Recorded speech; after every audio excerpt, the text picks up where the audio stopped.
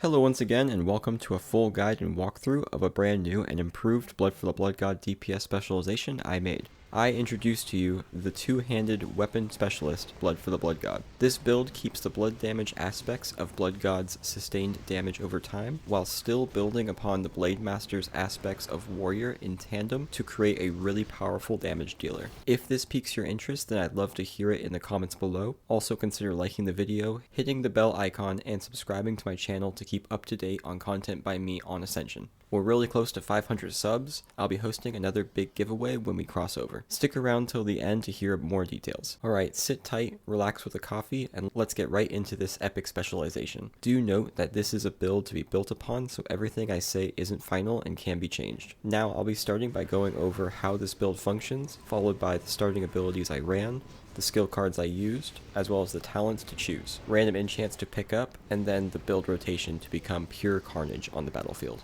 The Blade Master two-handed warrior is one of my favorite archetypes in Ascension. Creating a DPS version is even more exciting as it allows me to take all of the normal tank talents and turn them all instead into raw damage. This specialization uses combo points and finishers to deal massive damage over time, while also allowing with a two-hander for more instant damage abilities to be mixed into the fold. Abilities like Hellscream, Thunderclap, Whirlwind, and Rend complement this build in a thematic and synergistic way that I've found to be really satisfying and smooth to rotate through alongside our rogue abilities like Hemorrhage, Rupture, Crimson Tempest, Garrote, and Eviscerate. I understand this is a build that cannot use Rizashi Talons, the main ability from Blood for the Blood God. Truthfully though, I've found that using Hemorrhage plus the Sinister Calling talent for non-dagger Blood God builds is preferred, as it only costs 35 energy instead of 50 and does not need to be used with daggers. This change from daggers allows you to build into more two-hander damage talents instead of focusing solely on energy regeneration. To begin your journey as a Blood God two-handed warrior character, I recommend starting with Charge, Battle Stance, Rend, and Thunderclap. Charge is essential to have a gap closer against faraway enemies. I always take this if I'm playing any sort of melee tank or DPS. Battle Stance is used for 10% armor penetration and also allows Rend to critically hit. You will also have a higher chance of rolling into Berserker Stance as well if you have Battle Stance. I take Rend as it will be our biggest damage dealer later on, and from a personal note, not getting Rend after rolling all your cards is not so fun, so I recommend taking it. And lastly, I take Thunderclap as this ability is always fun with a two-hander. The AoE damage has no hit cap, meaning you will hit every target in range, so this ability is excellent for damage filler in Mythic Plus and Raids. Also, as a side note, you can instead go the route of using Slice and Dice. I would replace Thunderclap and Rend for Sinister Strike and Slice and Dice, as Thunderclap and Rend are common and will likely be rolled into, unless you're me. Then change out Sinister Strike for Hemorrhage once you get it. Doing this will give you a 20% increased attack speed buff, but makes it harder to guarantee you'll get your build just right. The build in this video will be without Slice and Dice, so don't feel like it's absolutely needed. Next, let's go over the skill cards. I believe starting the build off strong at level 1 is the most important part, and this is how you do it. For skill cards, I use Hunger for Blood and Crimson Tempest. These abilities are both staple to the kit and will be very hard to roll without. For golden skill cards, I would choose Rupture and Rockbiter Weapon. I realize I did not here, though I would recommend the Weapon Enchant over Garrote for this build. And for lucky golden cards, I'll use Aspect of the Beast, Dispatch, and Garrote. I don't have these currently set, but these are what I would use if I could reset mine properly. Perhaps I may re-roll this build in the future, though I got quite lucky getting most everything here. The cards are interchangeable, though I recommend the normal skill cards being what's called hard carded in, meaning you're guaranteed those abilities. Let's now talk over talents you'll be using as you level. I'll go by what talents I specifically run to make this build flow with ease, while still dealing upwards of 4,000 single target DPS and more, as well as over 10,000 AoE DPS. I will say I would have loved to get this build out sooner, but I really wanted to get you a quality build that synergizes and performs after the recent changes to Blood for the Blood God. I had to be very precise and specific with what abilities and talents to take to hone in on all of the aspects of Blood God that mattered. Of course, the talents are subject to change, and this is my version, so keep that in mind as you build your Blood for the Blood God warrior. First, let's go over the talents that make it so we have no downtime during our fights due to cooldowns or resources like combo points, energy, or rage. These talents are more to increase our combo point generation, as this is normally lacking otherwise. As I said earlier, I use Sinister Calling. This talent increases the damage with Hemorrhage by 9% and your agility by 3%. Though the important part is this talent gives an extra combo point to Hemorrhage if the target has an active bleed. This allows us to imitate Mutilate while still fighting with a two-hander. Next, I use Seal Fate, as it gives an extra combo point if your Hemorrhage is crit. This talent also gives 10% more damage to all of your key abilities, so it's a perfect addition to the build. I follow this up with Honor Among Thieves for another additional combo point, making you able to receive upwards of 4 combo points in one Hemorrhage GCD. For perfect rotation, I run Dirty Deeds, as it keeps Garrow and Dispatch at a 30 energy cost instead of 50. Lastly, I go with Relentless Strikes, as it gives back 25 energy when you use a full combo finisher, as well as giving you 10% armor penetration for a short time. These changes dramatically reduce the time it takes to increase your Bathe in Blood stacks, making it so you do more damage even faster. Speaking of damage, after a lot of brainstorming talents back and forth, literally losing 500 DPS and then gaining back 1000 DPS, I believe I landed the key talents in tandem perfectly, and I'm holding with these.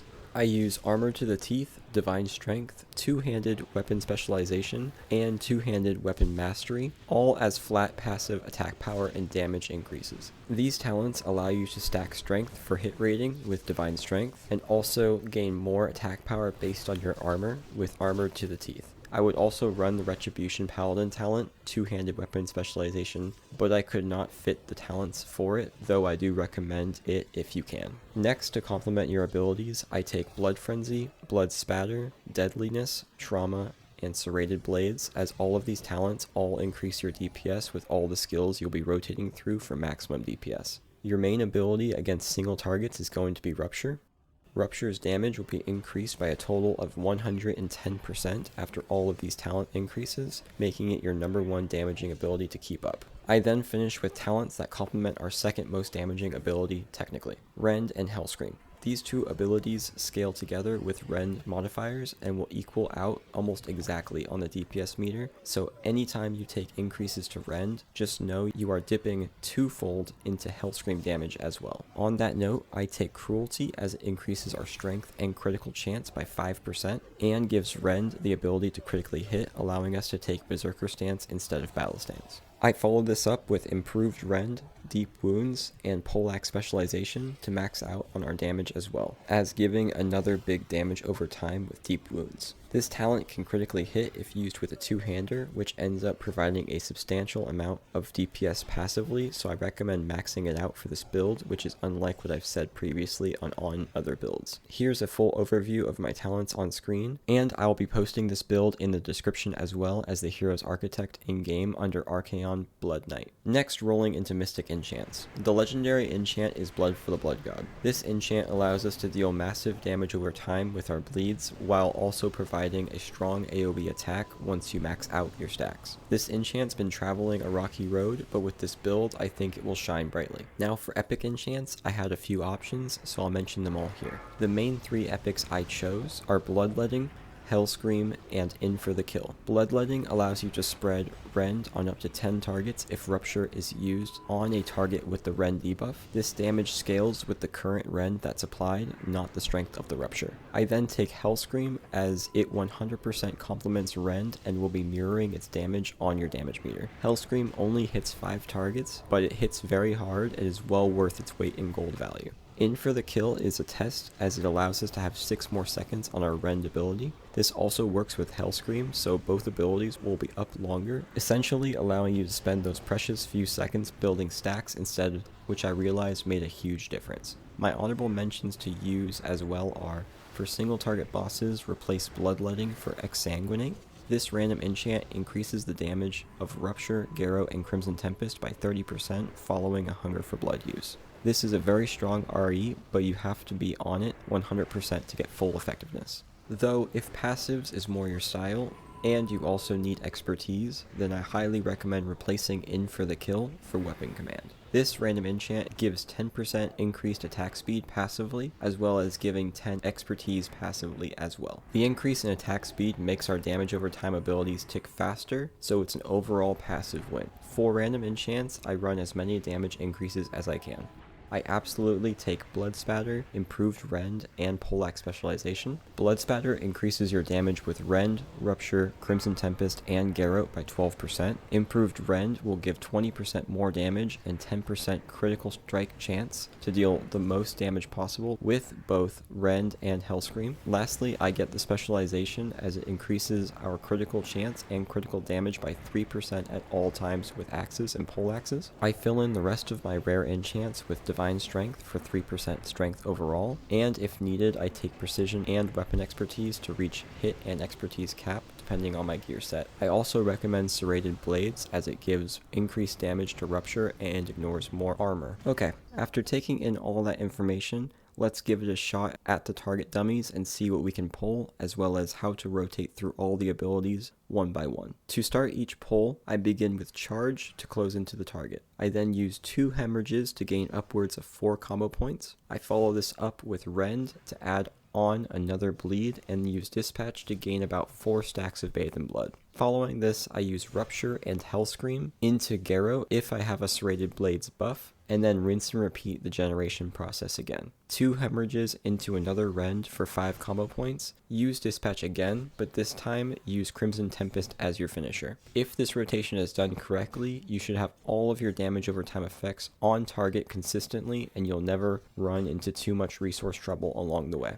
On most fights, I would use Hunger for Blood after reaching full bleed effects on your target, as the ability has a very short cooldown of 30 seconds, and even if you only have around 12 stacks. After exploding, continue stacking Bathe in Blood until you reach max stacks, and then use all of your cooldowns like Avatar, Recklessness, and Blood Fury to gain a massive spike in DPS, and 100% critical strike chance on all instant target warrior abilities. Though Recklessness does say instant target abilities, it does work with Rend, so before Recklessness falls off, be sure to use Rend and Hellscream to ensure maximum damage, as they benefit from the 100% crit chance during their respective durations. Stack all of your bleed effects on the target and then use Hunger for Blood to gain another big spike in DPS as you repeat the process over again. This rotation is basically the same for single target as it is for AoE and takes time to ramp up, so expect your best damage to be from enemies that can last a while to fully take all of your damage over time. Now I have 2 surprises for you to hear. The first is a build surprise and the second is about the giveaway. Yes, I know this build is already crazy enough being a 2-handed Blood God DPS, but I still got even crazier. I have another build in store to show which uses Enrage and Titan's Grip to absolutely create mayhem with Blood for the Blood God. Stay tuned to hear more about this. Next, I have a giveaway I'm going to be running once I reach 500 subscribers here on YouTube. I'd like to share with you what you can get. I will be offering dealer's draft decks for newer players and or a mount if you already have a draft deck. Stay tuned into more content to learn more about this, and have a wonderful day in Azeroth.